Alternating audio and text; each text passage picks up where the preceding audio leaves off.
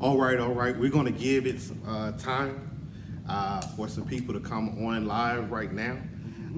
Listen, I'm with my brother, my friend. Listen, blood could not make us closer. This brother, I'm so grateful to God. I call him a preaching machine. I call him a businessman.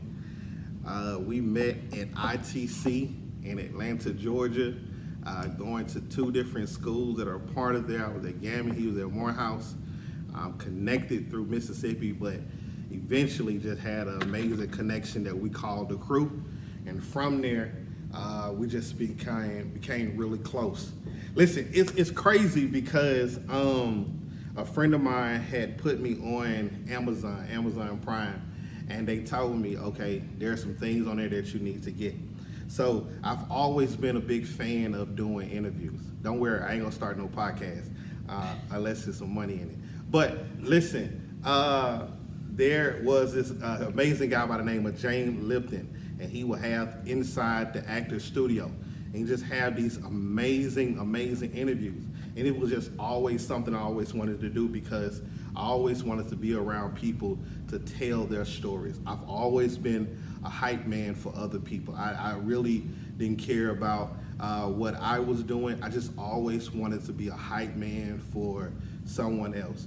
And this is somebody that I've always been. Since I've been pastoring now for 5 years now. And in the process, this guy, every time I would have something, I made sure that I invited him to it as well. So I made sure that he would come and preach. If he would come, I would tell him to bring his books. Saving Our Sons is one of my favorite books, but that's just not one book that he's done. Like, he is an amazing speaker, amazing motivator.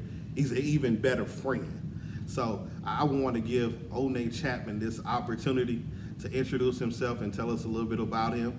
And as we go along, we're going to ask some questions, and we're going to see how this little thing go. And it might be something we're going to get together. Listen, I got the gold mic like Arsenio Hall. We're going to see. We're going to see what happens. All right? All right, so Onay, tell us a little bit about yourself. What's up, man? Onay Chapman, born in Tupelo, Mississippi, raised in Shannon, Mississippi, in the Pine Grove community. Born to 14-year-old parents, raised by my grandmother, who taught me the value of education, hard work, dedication, all those good things. Anything that you can say that's good, you know, I learned from her. So I try to put that energy out into the universe every day, you know, by traveling and helping as many students as I can. We're somewhere in the nation at a school speaking, man. You know, we've packed thousands of kids into a gym, all the way down to talking to 3 of them. Whatever a school needs, whatever a youth program needs, whatever a ministry needs for the youth, we got it.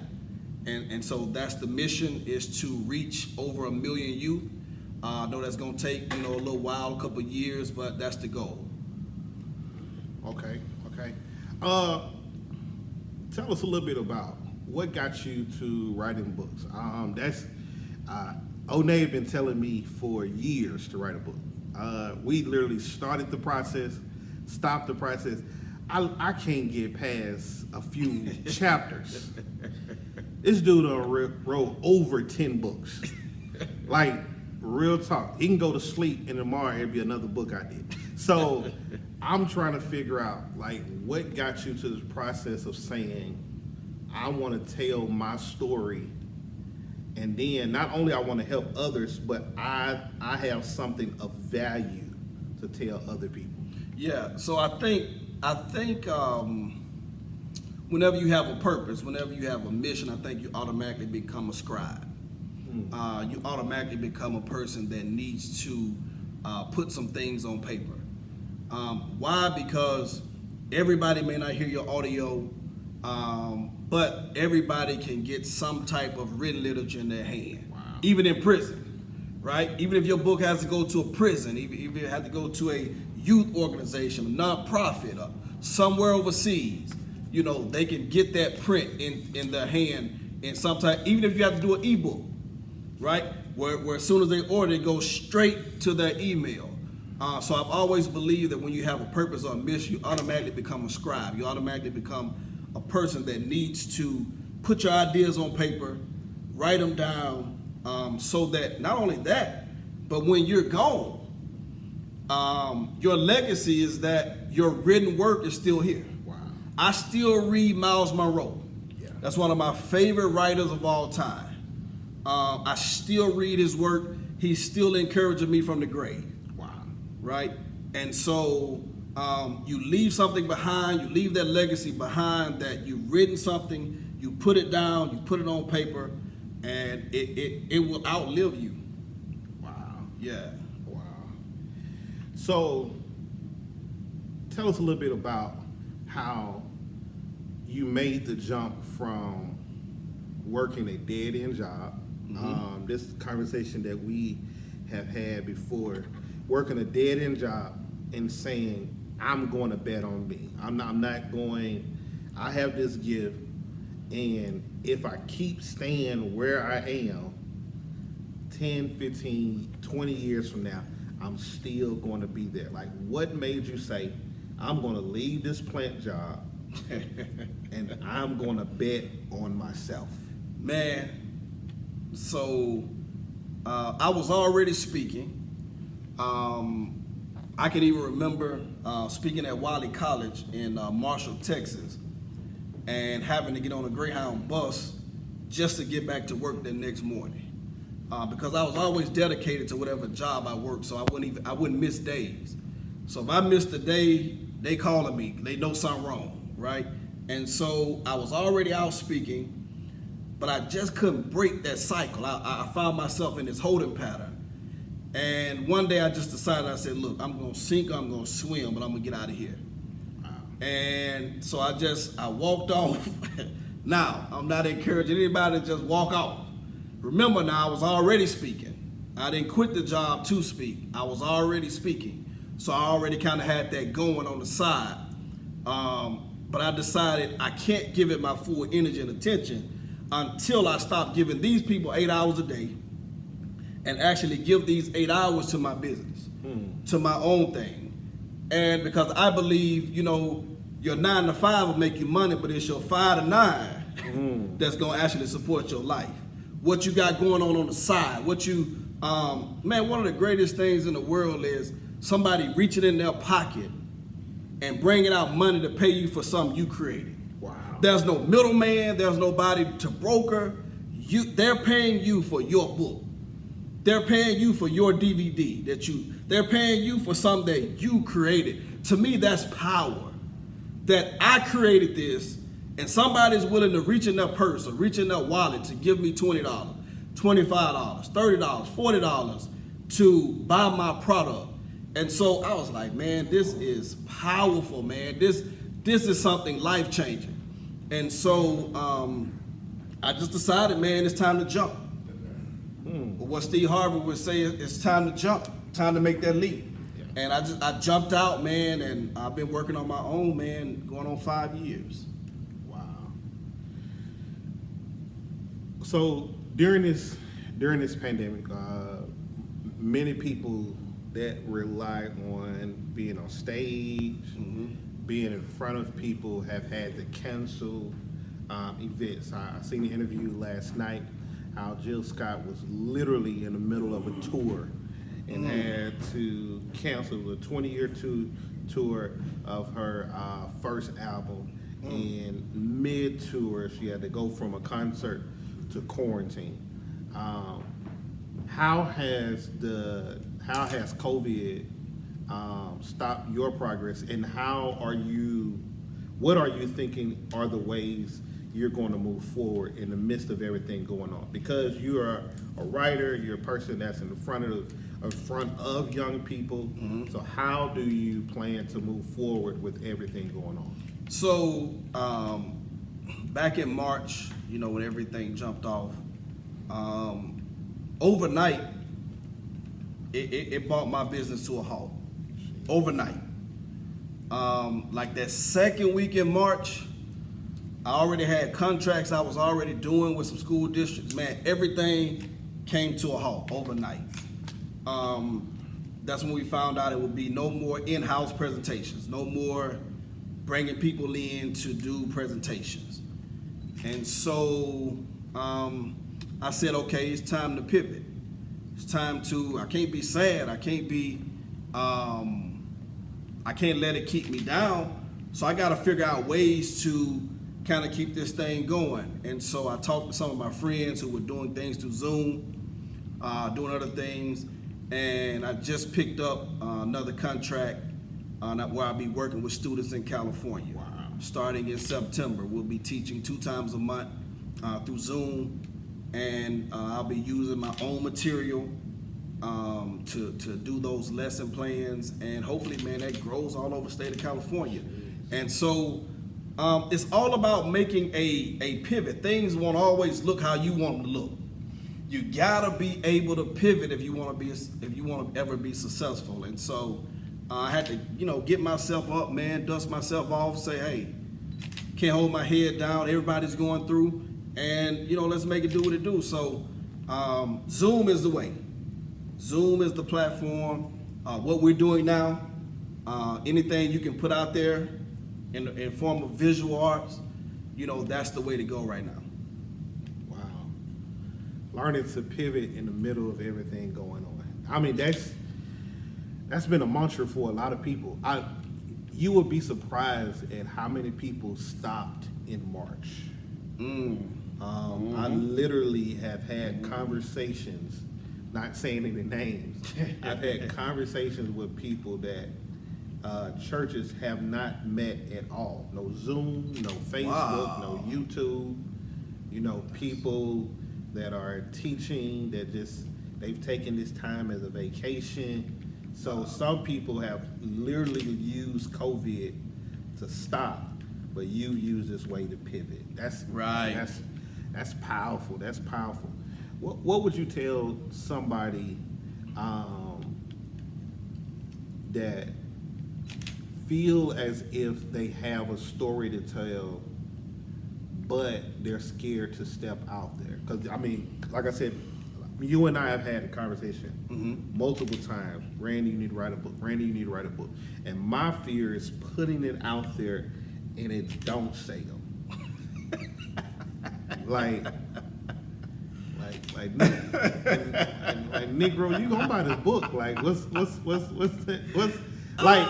I've literally been with Onay, and every book is gone. Like people like stepping over him at my church, at my events, like to buy his stuff and to get his stuff. I talk to Onay, and he'll say, "Man, I got a contract for this amount," and I'm like, "Goodness."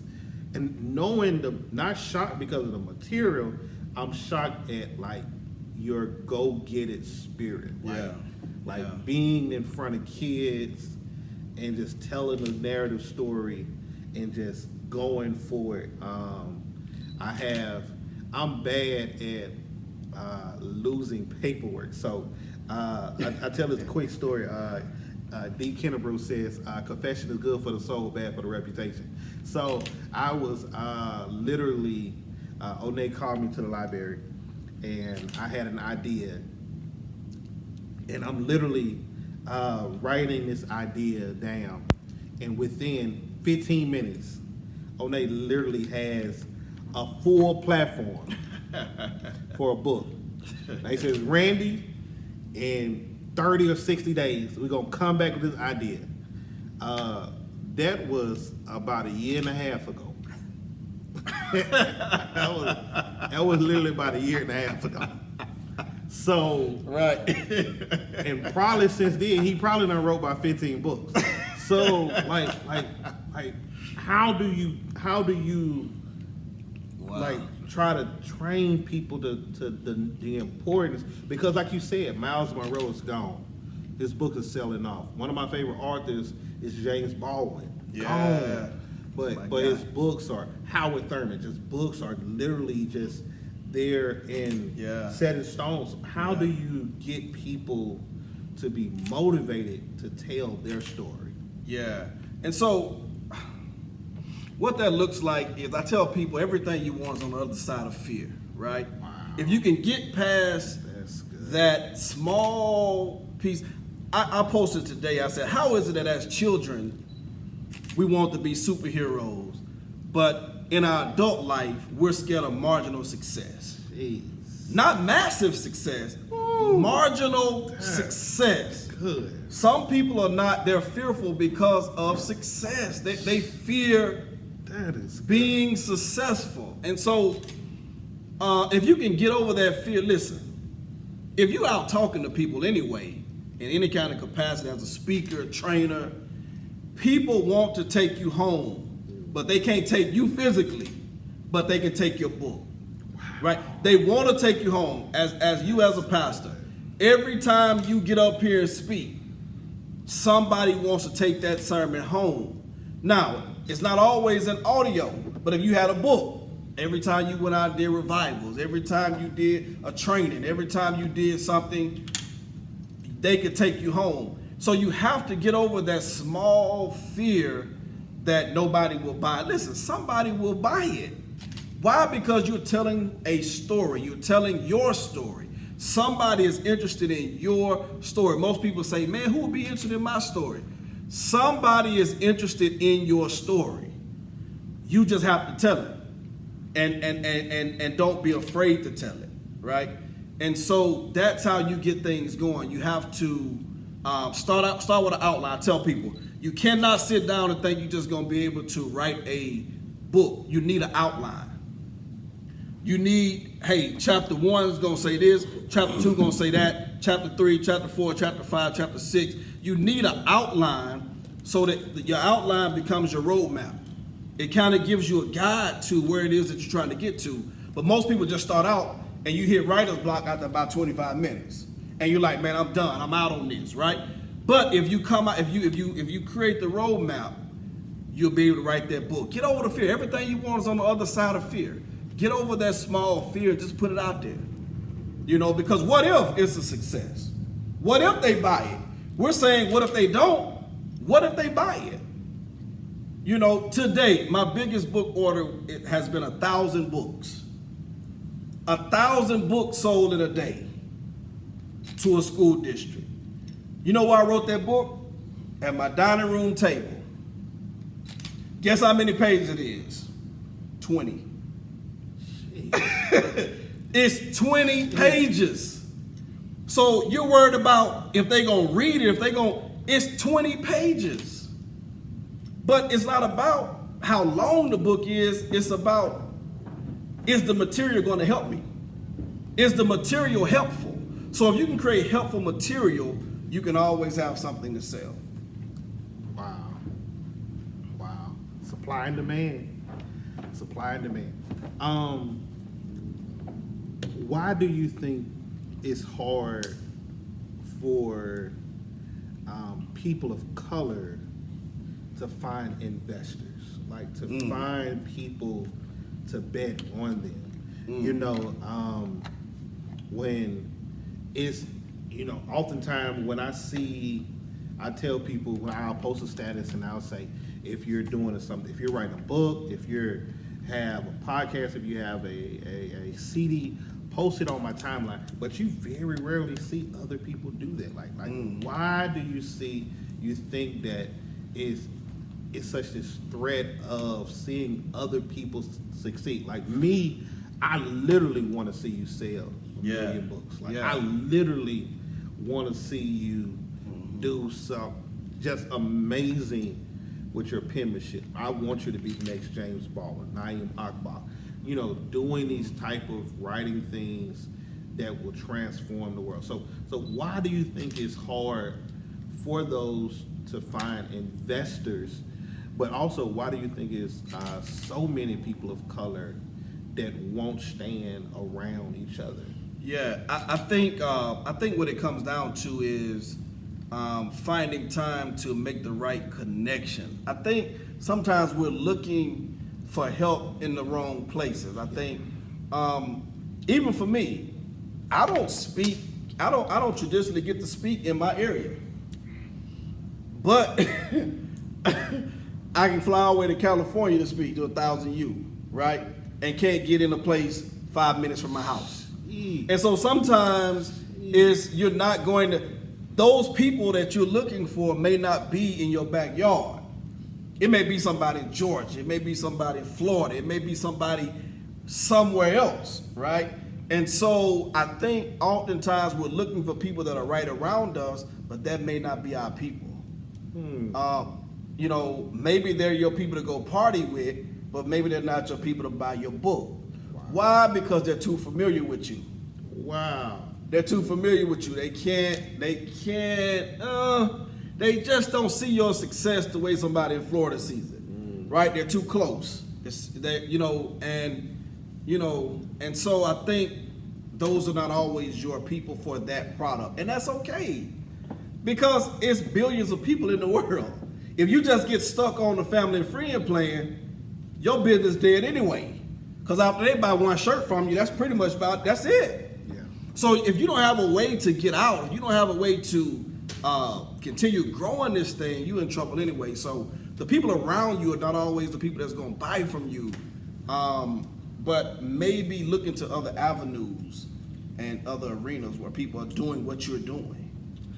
Mark, I was at one of Mark Moore conference. Shout out to him. He did the prayer for the DNC last night. It was amazing. He said, "God of Abraham, Isaac, and Breonna Taylor." It was an amazing moment. But I was at one of his VIP events for YLC, and someone asked a question. It was a couple years ago. Someone asked a question. They said, "How do you get people locally to support you?" And it was a room of about 500 people. And he said, "How many people are from Atlanta? Raise your hand." It was 10 people in there from Atlanta. Oh my God! In a room of 5,000. A room of it was 500 at the time of VIP. Wow. He said, "Now, raise your hand if you met me on what's the other site that not Instagram, not Twitter, Snap? no, sorry with P, Periscope. Periscope, Yeah. about 200 people. Wow. Now, how many people are from the other country? About 100. Wow, that's crazy. And he gave the scripture, prophet is not a prophet in his own home, but it was amazing that just the people that literally was there. And I was thinking for years, and I'll get off of this. For years, people had been asking me, Randy, go live on service. I'm like, no, I'm not the live person. I'm not the live person. And this pandemic has made us go live. And in a church that can sit 100 people, on average on Sunday, we do about 450 views on Sunday. Wow. So That's it crazy. is most people that's not even in Tupelo. So Right. that's Of course. that's Of amazing. That's course. amazing what you're saying. I'm going to wrap this up in just a few moments. How can people find your material? How can people not only find your material, but book you for a Zoom or book you for an event, or even contact you if they want to write a book? Yeah. So several ways. So you can find me on Instagram at Hope_Diller82. That's Hope_Diller82. Onae Chapman on Facebook. That's ONAE Chapman, CHATMAN. You can find me on there. I also have a page called Arthur Onae Chapman. You can contact me through that page as well. That's how people traditionally get in contact with me. Website, OnaeChapman.com. You can also reach me there. So it's various ways that you can get with me, man. You can book a session with me on how to get your book going, how to write your book, how to come up with your blueprint, with your outline, all that good stuff, your chapters, all that. What it take to get it published. how to get your ISBN number, all the stuff that you need. You can have a book out before 2020 is out. Listen, 2020 don't have to be all gloom and doom, right? You can have that thing out in 2020. It's all about, do you want to do it? What do you want to do? So you can get it out, man. It's easy. Well, maybe to me, but I can show you how to make the process a simple process where you can get it out, and you can have it out, man, this year. All right. Listen, this is the first semi-podcast conversation with the master. I'm just a servant. Listen, this is my brother, my friend, One Chapman. Listen, we can talk for a long time, but I just wanted to actually try something out with this. This is somebody I truly look up to. This is no flex. I'm truly amazed at how effective he is with his penmanship, and not only effective in his penmanship, but he's an amazing orator as well. So I'm truly grateful for his gift. So this is the first. This won't be the last conversation we have. And hey, we out. Peace.